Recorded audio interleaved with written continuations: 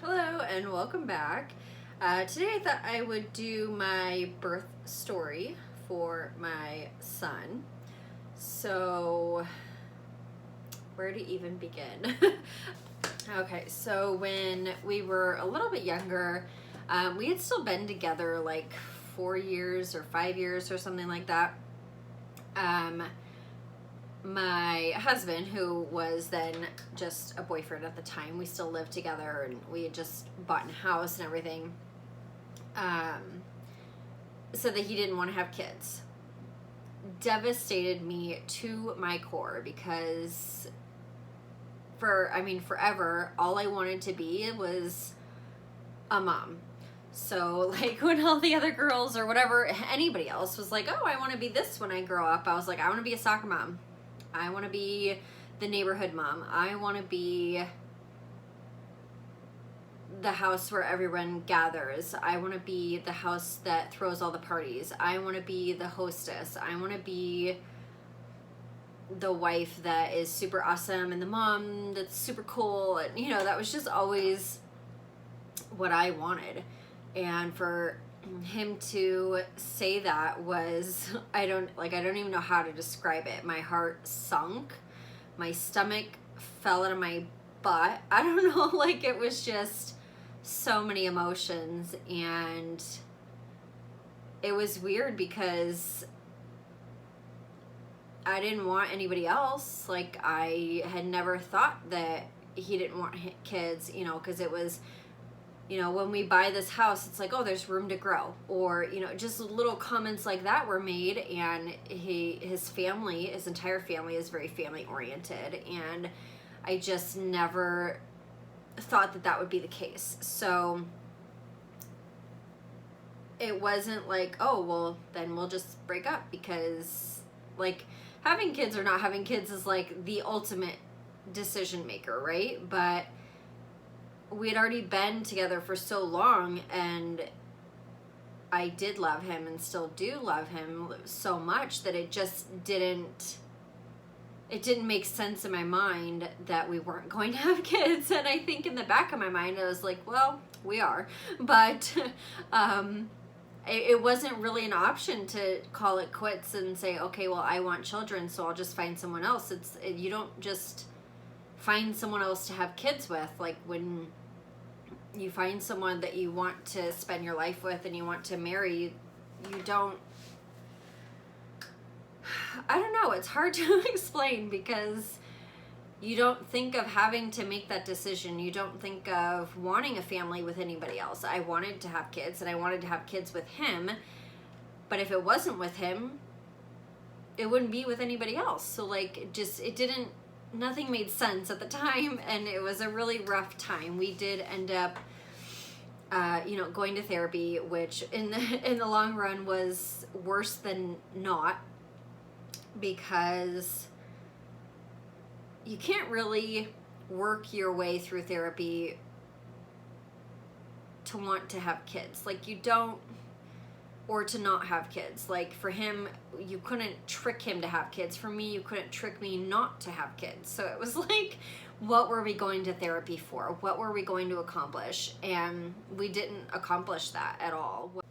So what happened in therapy was very much like the movie Couples Retreat, where they go and, Vince Vaughn and his wife, whatever, I forget her name, they're this happy couple, and they have these little issues that neither one of them takes to heart, and they go to this couples retreat, and all of a sudden these tiny issues that neither one of them really cared to care about before are now becoming like the center of attention. And it was just exactly like that. Like, I would go home and be like, well, why don't you want to do that? Or why don't you do that for me? Or, like, things that I just hadn't thought about before were being brought up, and they were being highlighted to things that I knew I would prefer he do another way, or would prefer that he helped me with more, or didn't do. And it just wasn't an issue. It wasn't an issue enough to start the conversation, right? Like, it didn't bother me enough to make it a thing. But then you're in therapy and these things start coming out, and they become a thing. And so we just went backwards, honestly, during that whole process, and we both realized it, and we were like, we just gotta stop going, because we don't really at the end of the day care about these things, but all of a sudden we are. So we decided to stop going to therapy and just continue our lives. And like I said, I knew in the back of my mind it would happen, and obviously it did. I have a son. So I hate to say this because it's kind of a joke and it's kind of not. I just one time was like, just try it once. Like, if it's meant to be, then I'll get pregnant, and if it's not, it won't. Just let me have the illusion that there's a possibility, right? And of course, this was my tricking, and he was onto it. He's not stupid. But so the first time he kind of caught me off guard. I wasn't expecting that. And, you know, so that first time, I ended up not being pregnant, and I was again devastated because I thought that was my one shot, right? And because I had planned for it, I had, you know, tracked my cycle, I had gotten all the ovulation kits, I knew that I was ovulating, the whole works, right? And this is probably, that's too, I'm not going to do that. That's too much detail. I wasn't expecting the chance to happen when it did, and I was like, oh my God. And so when I turned out not to be pregnant, I was really upset because I had done all the things that you're supposed to do. I had done all the tracking, all the, you know, whatnot, and in my mind, I was so naive. Like, why would I think that I would get pregnant the first time? Like, very few people have that luxury, right? But the second time it happened, I got another chance, guys. So the second time, it was actually April Fool's, and there was a little bit of drinking involved, a little bit of Ambien, and, you know, I had kind of thrown the joke out there on April Fool's, like, if we were going to have a baby, right now would be the time to do it. Not an April Fool's joke. And so I don't know what he took from that, but I got my second chance and it worked. So I was really lucky to not only conceive our second try, but at my age, I had a previous pregnancy with complications with someone else when I was much younger. And, you know, we weren't sure, like, was he able to? Was I able to? I was 30, so I was already kind of later. Or 31? I don't remember. But needless to say, when I got the positive test, I thought I would feel all these things. And it was just like,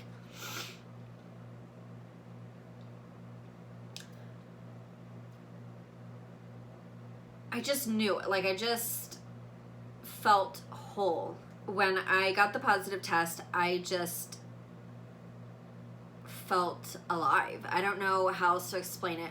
I thought I would get really excited and like jump up and down and cry and all these things. I just remember sitting there looking at it and I just smiled, like the biggest smile I had ever felt myself make. It was just like, I don't know, it was pure victory, right? And the day before, a few days before that, my sister-in-law was like, oh, if you haven't gotten a positive test now, you're probably not going to get one. I always got mine like super early. And I was like, ugh, I was heartbroken, right? Because like she's had a couple of kids and she knows, and you know, so I was upset. Then it was my husband's birthday, and so we had a party, we had everybody over, and then I found out the next day. And when I went to tell a couple of people, they were already like, yeah, I know. And I'm like, how do you know? And they're like, at the party, I just knew you were pregnant. And I'm like, why didn't you say anything to me? You know, like, I don't know. Nobody said anything to me, but 2 people said that. So my mother-in-law said, I knew you were pregnant at the party. And then my friend said, I knew you were pregnant. I'm like, it would have been nice to tell me, but so apparently my body was giving off pheromones or a glow or a sparkle in my eye, whatever it is, it was happening, and people already knew before I did. So that was very interesting to have that happen. But telling my husband, I got a bag and I put some bibs in it, and then the positive test. So he made me take another one, and so I got a digital one that like says pregnant or not pregnant. So it was very, very obvious, and it did say pregnant, obviously. But he was like, he was shocked. I'm not even sure if he remembered the night, let alone that I was given the opportunity to conceive. But he was very surprised and scared. I don't think it hit him that like we were actually going to have a baby until we were like going to the hospital, you know, because men are just, they're not going through that process. They don't feel it. They don't, you know. And after we had him and we had him home and everything, he was like, honestly, I didn't think we were going to make it through the pregnancy. I was like, what do you mean? He's like, I didn't think that you would go full term. And so he disconnected himself because that's really what he thought. My first pregnancy, I was induced at 26 weeks for medical purposes, and there were complications and things of that nature. And so I guess he was kind of thinking along those lines.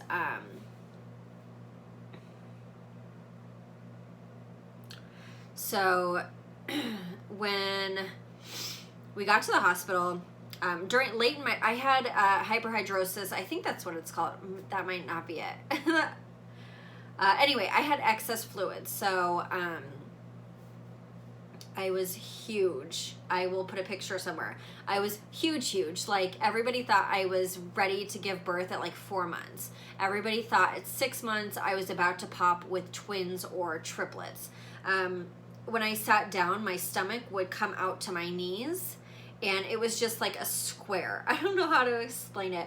And it was mobile from my body. Like, I could literally grab my stomach and like do this, and it was like detached from my body. Like, it no longer connected with me. It was its own free-flowing entity. I don't know. It was the weirdest thing, and nobody had ever seen it before, so it was a little scary.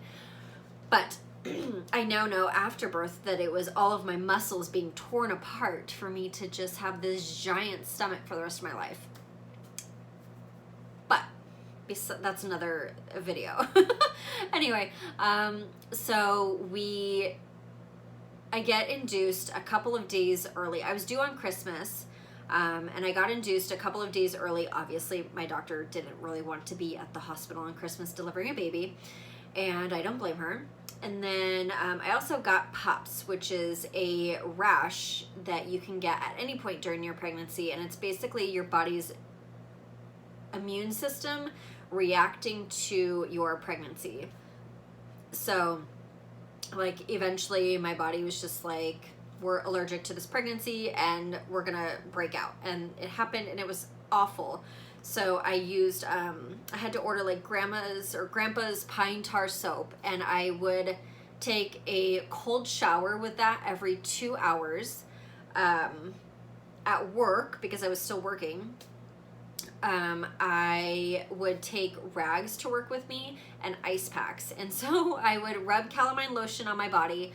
I would take wet rags and just place them on my skin, or I would, put an ice pack and then the wet rag, and I would just try and keep my body where the rash was frozen because I just needed to numb it. It was so itchy. I can't even describe how itchy it was.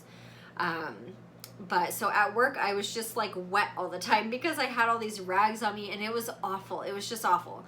But, so Oh, another funny thing is, like, you know, when you crave things, I craved toothpaste. I wanted to eat toothpaste all the time. And then I had a crunchy craving. So I ate a lot of like crunchy candies like Nerds and stuff like that. And then I would say my whole second trimester, I just constantly gagged. Like, just talking, I would just start gagging. I would never throw up. I never threw up my entire pregnancy, but I would just gag randomly, frequently, didn't matter. Everybody at work was laughing at me, and I got to the point where I had to always have a popsicle because I needed something to like continuously keep that in check. I don't know, but it worked. So I was just constantly eating popsicles, which of course all of this led to weight gain, but again, another video.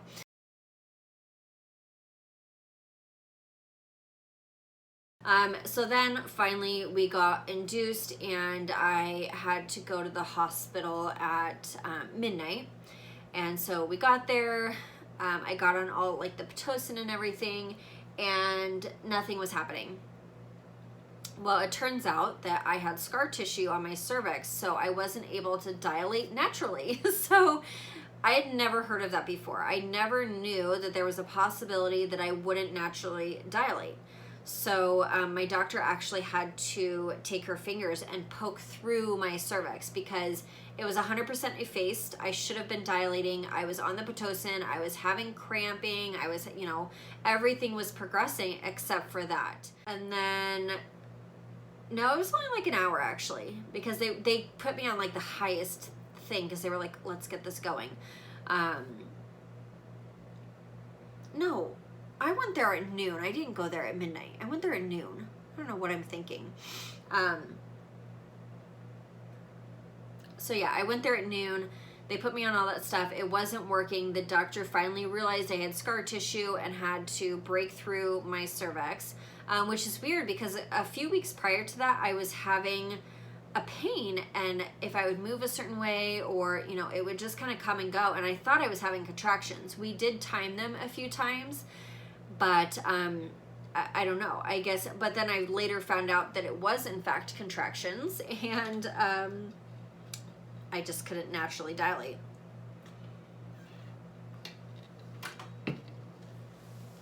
So moving forward, we got that going, and because I had the excess fluid,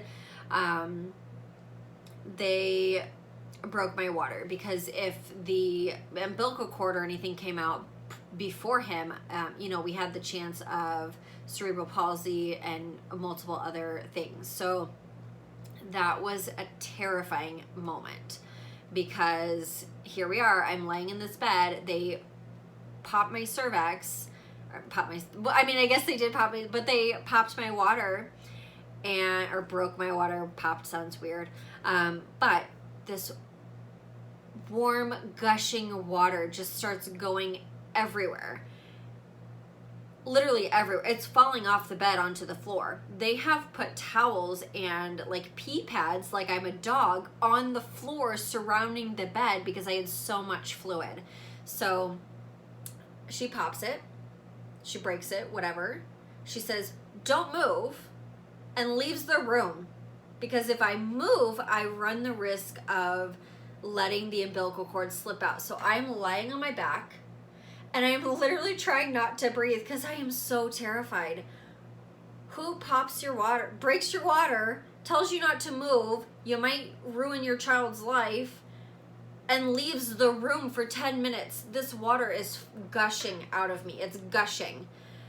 And that was so scary. I just can't believe that happened. So if you're a doctor, if you are in this predicament, if you are pregnant and you have excess fluid and you go through the chance of having to get your water broken, demand that your doctor stay there with you. Don't let them walk away. I wish that I would have had a bigger voice during my birth, because honestly, my doctor was terrible. I never should have continued going to her.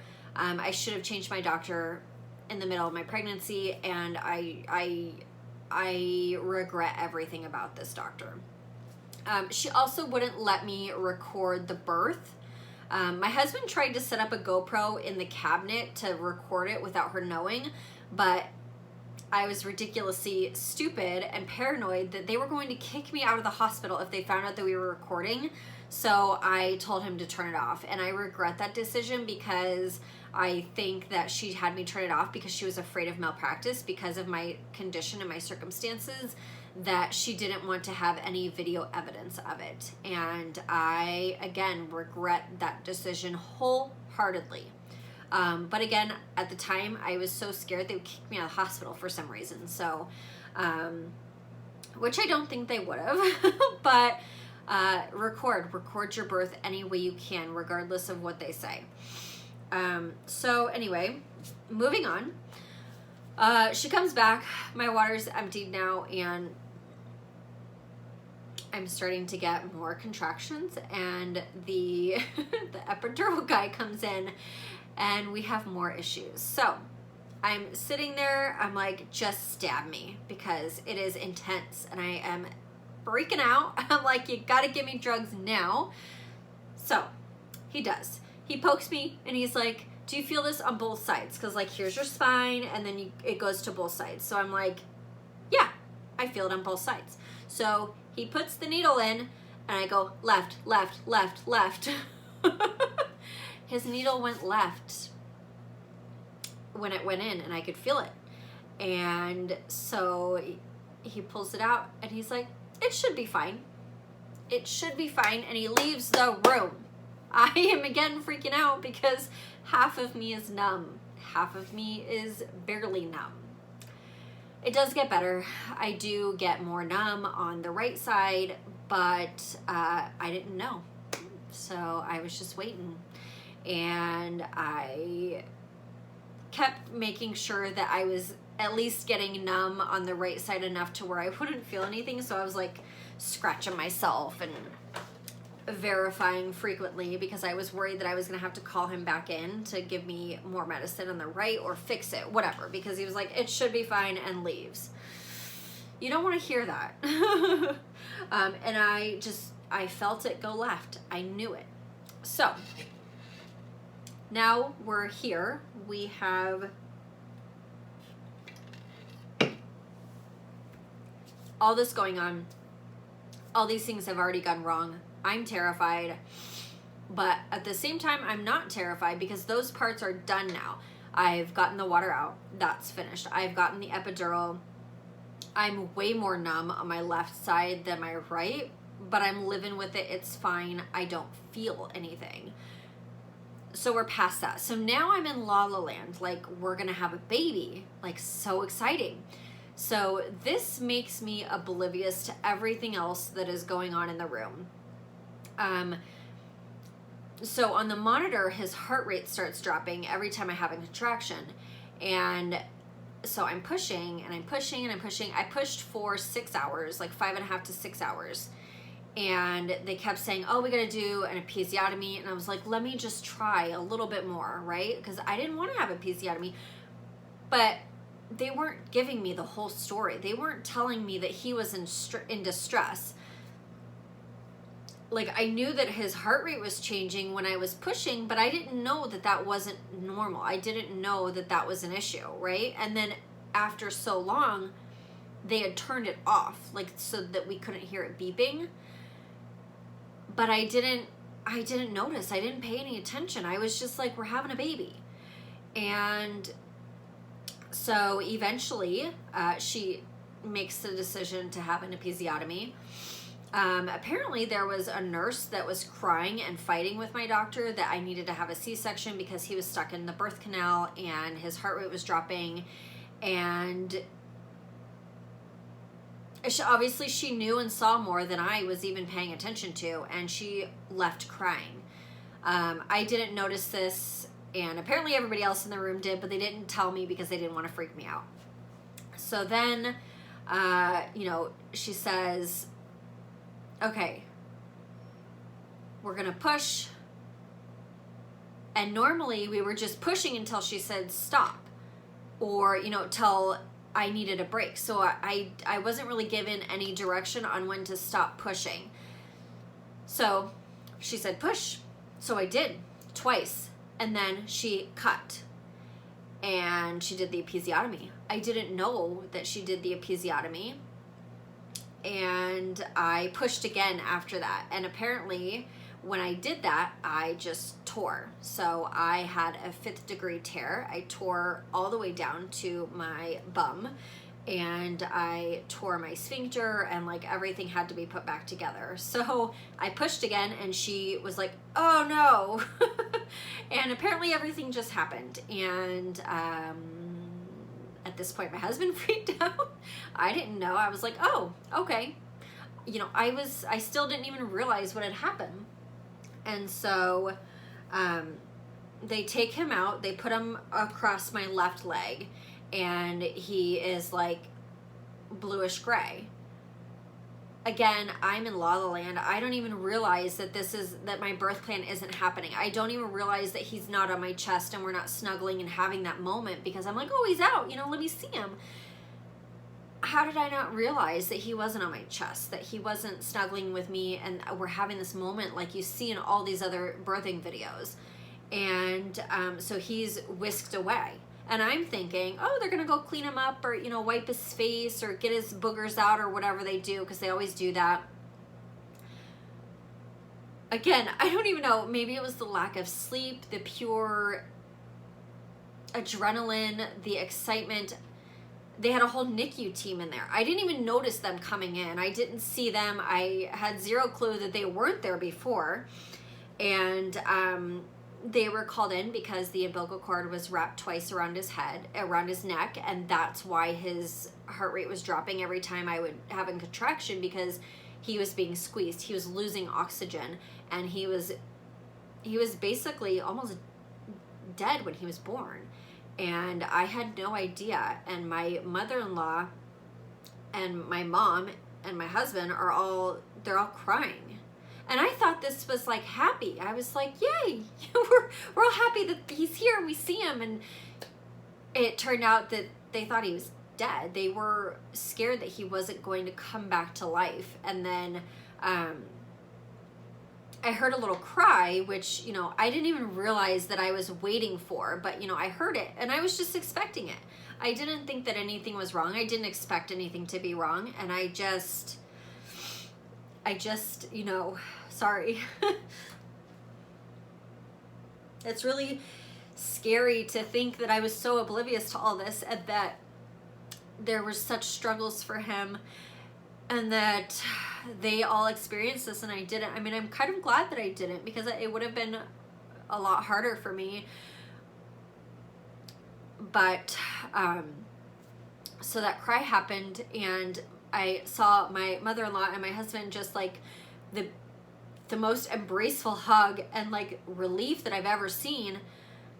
But in my mind at that time, it wasn't relief, it was joy. I was like, you know, obviously it was joy, but at the same time for them, it was relief. It was like, oh my God. And, you know, I mean, it must have been 3 months later before any of them told me any of this, and I had no idea. So to look back and think that it was so close to being so scary is really hard to think about, or to think that he didn't have oxygen almost, you know, who knows how long, while I was pushing, and I was pushing off the episiotomy because I wanted to try to not have that. And, you know, then I think back and how selfish of me. My doctor's telling me I need to have an episiotomy and I'm trying to get her to wait.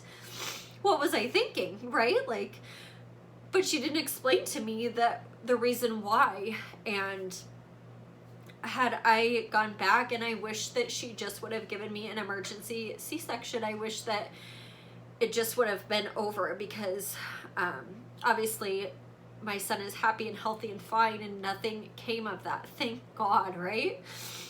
But it could have been so much worse. And what if there's another mom out there that is going through that experience and her outcome isn't as fantastic as mine? And it's very scary that any of that just took place and I was so oblivious to it. And then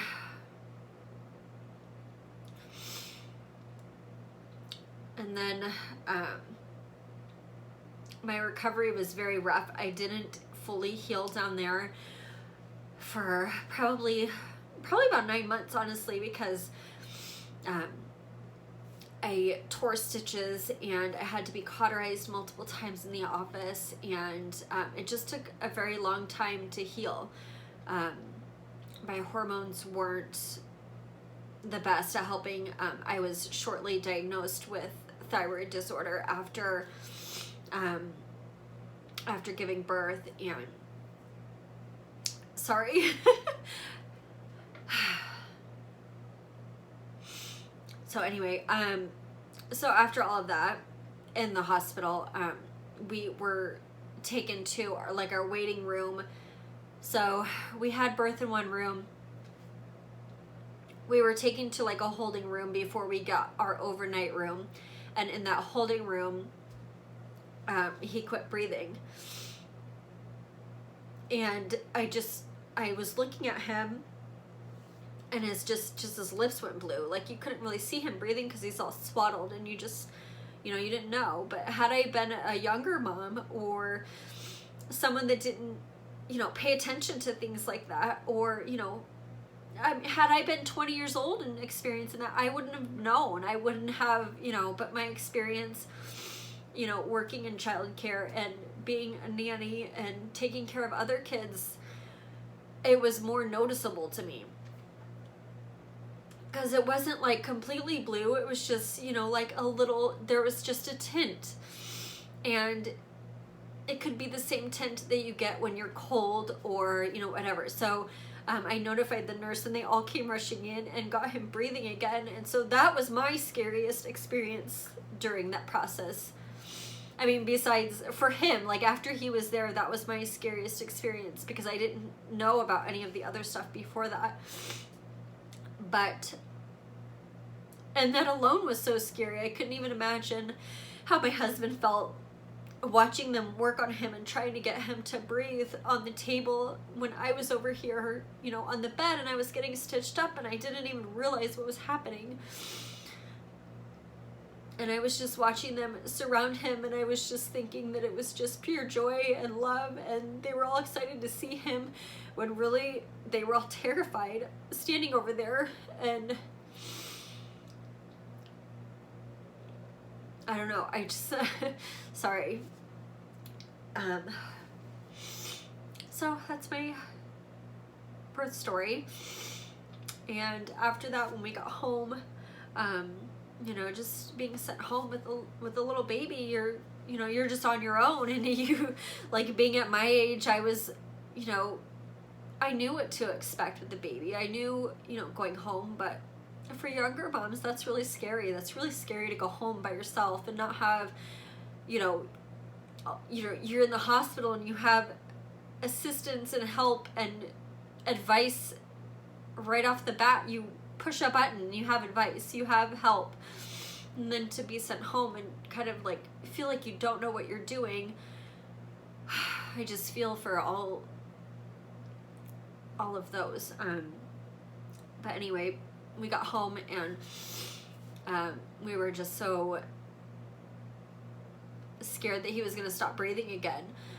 And we all slept in the living room, and we put his bassinet, like, so we have a L-shaped couch, and we put the bassinet like in the corner of the L, and then we both slept with our heads in the center.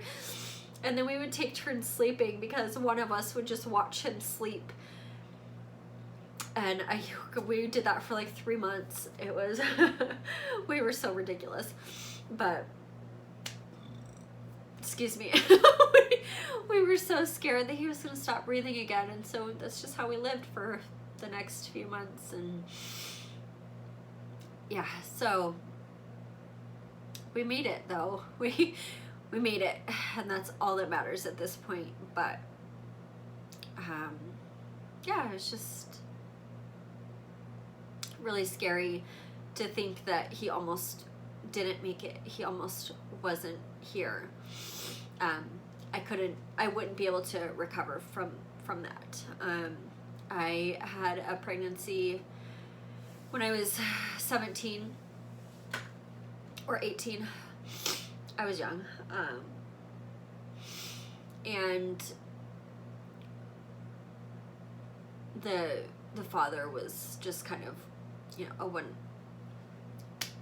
whatever, he was what he was, and he didn't want to have a kid, and he wasn't going to be a part of her life.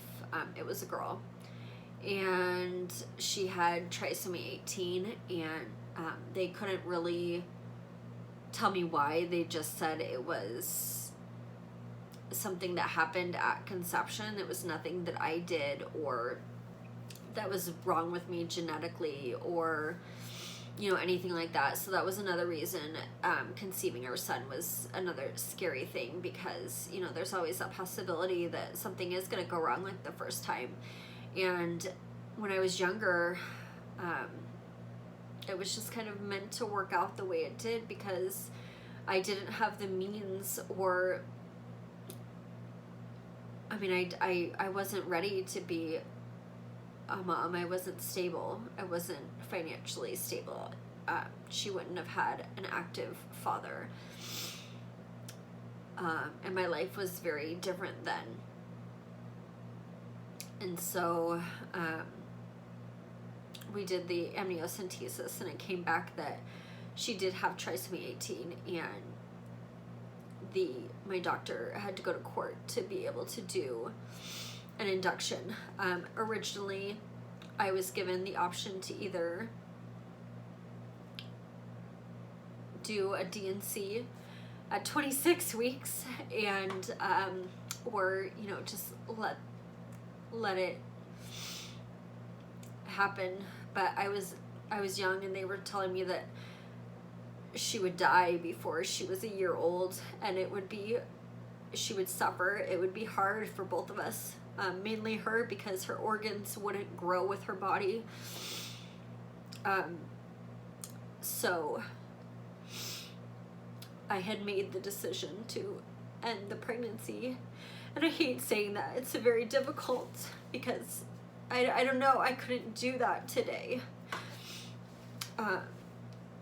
There wasn't as much known about it then, and I was really scared of having her suffer and just wake up and go into her crib and just know that she's not going to be alive again one day, very, very soon. And I had already got into labor twice prior to that. And so I just felt like at the time it was the right decision. And I felt like she wanted to come out, and she didn't want to go through that. And so my doctor went to court to be able to do it, to get the judge's approval. And then I was doing more research. I was young. I didn't know about pregnancy very much. And I didn't know what a D&C was. So after finding out, I said, no, I can't do that. You need to just induce me and let me have her naturally. And so that's why she had to go to court, was to do the induction naturally instead of doing the D&C, because that was not happening. And so we did that, and I was induced, and I had her within a couple of hours, and I didn't hold her because I was scared, and I wish that I would have. I looked at her briefly before they took her away, but I wish that I would have held her. And I remember she had these really long skinny feet like me, and she was so tiny.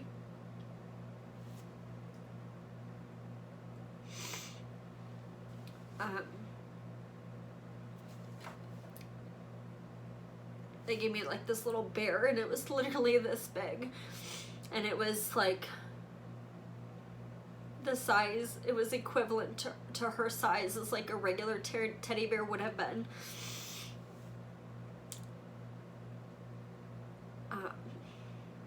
So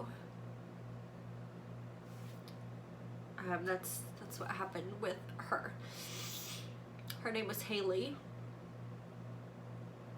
and my son's name is Henry. But it's also crazy to think that I would have had, like, you know, an 18-year-old right now, and how much different my life would have been. But anyway, I wasn't expecting to cry because I talk about it all the time, but I'm looking at the camera and I saw like the fear. I don't know. Anyway, I wasn't expecting to cry. I'm sorry. I talk about it, you know, randomly, and I don't cry, so I'm surprised that I did now. But when you're trying to explain something to, you know, you guys have never heard it before, so when you're trying to tell it, you're trying to get like more detail, and you're trying to really think about everything to explain it. It's different than talking about it with people that were actually there. You don't have to go into all those extra details, or, you know. Anyway, Henry is 5 now. He's beautiful. He's a fireball.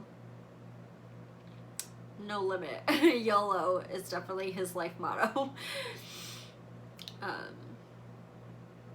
Yeah, he's happy and healthy and here. So, if you're doubting anything during your pregnancy, if you're going through those types of things like I did in the delivery room where you're terrified sitting there and the doctor leaves, don't let them. Speak up, because it could be a matter of life and death, and it could be a matter of the rest of your life, the rest of their life. So ask questions, demand service from your doctor, demand to be told what's going on.